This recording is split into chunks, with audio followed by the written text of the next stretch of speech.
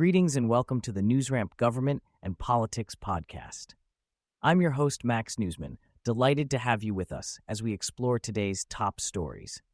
At newsramp.com, we curate business news from the best newswires, bringing you the most relevant updates. Before we dive in, just a quick heads up. While AI assists in producing this podcast and generating the voices, the news stories are all real. You can read the full articles on newsramp.com. Today is Wednesday morning, July 9th, 2025, and we have a great mix of government and politics headlines lined up for you. So whether you're on the go, working out, or just relaxing, stay with us as we get started. Here's our first headline. Former U.S. Senator Benjamin Cardin of Maryland donates his political papers to Johns Hopkins University. Former U.S. Senator Benjamin Cardin of Maryland has donated his political papers to Johns Hopkins University's Sheridan Libraries and University Museums. The collection spans nearly 60 years of Cardin's career, including his time in the Maryland House of Delegates, the U.S. House of Representatives, and his 3 terms as a U.S. Senator. The majority of the materials focus on his Senate career from 2007 to 2024. Cardin, 81, emphasized the importance of understanding history and civic engagement, especially for young people.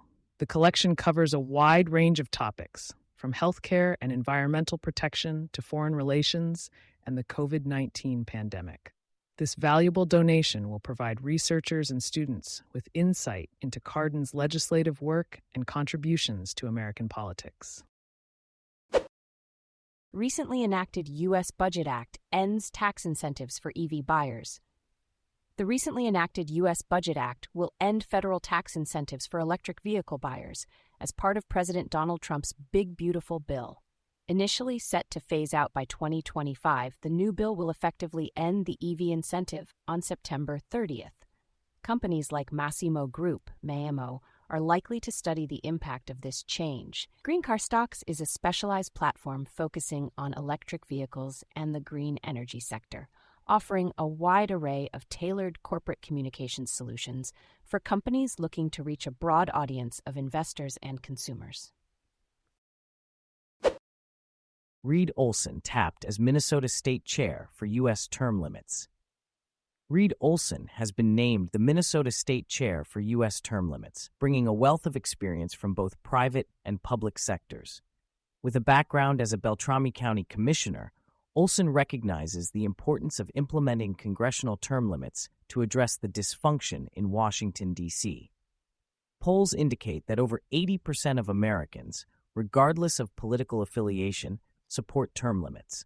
Olson aims to enhance accountability, diversity, and overall government efficiency.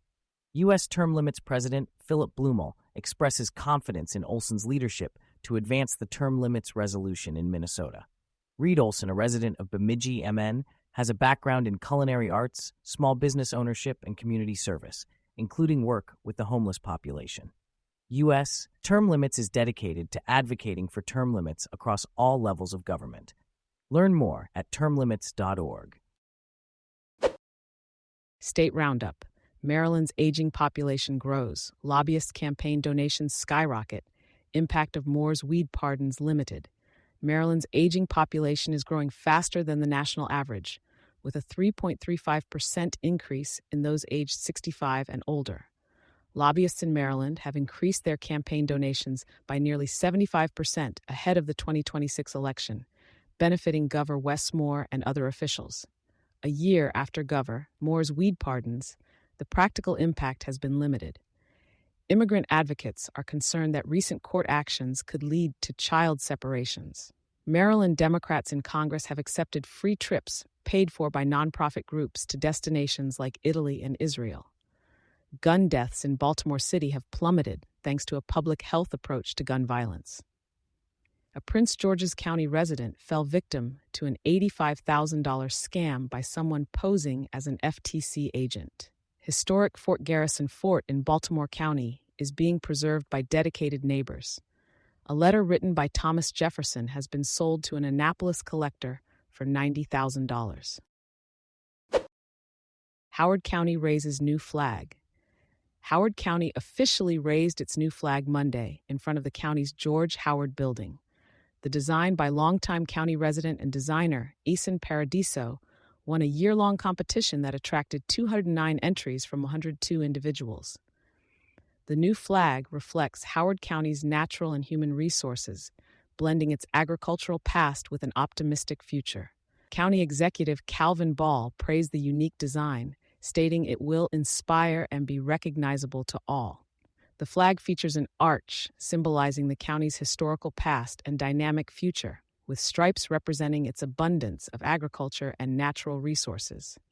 The golden circle signifies the energy of the sun and a bright future, while the blue represents endless skies and hope. The green symbolizes planned preservation of the environment and a growing, culturally appreciative community. Thank you for joining us today. That's it for this episode of the NewsRamp Government and Politics Podcast. As a reminder, NewsRamp curates news from leading newswires like Newsworthy.ai, 24/7pressrelease.com, NewsDirect.com, and BlockchainWire.io. We encourage you to visit newsramp.com to read all of today's news.